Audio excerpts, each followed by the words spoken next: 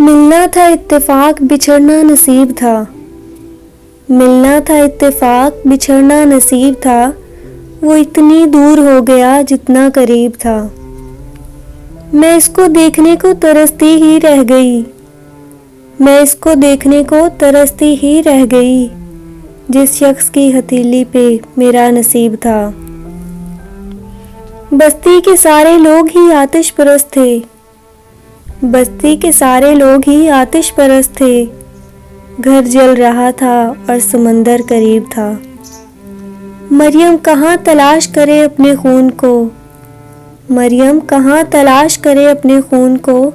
हर शख्स के गले में निशाने सलीब था। दफना दिया गया मुझे चांदी की कब्र में। दफना दिया गया मुझे चांदी की कब्र में। मैं जिसको चाहती थी वो लड़का गरीब था।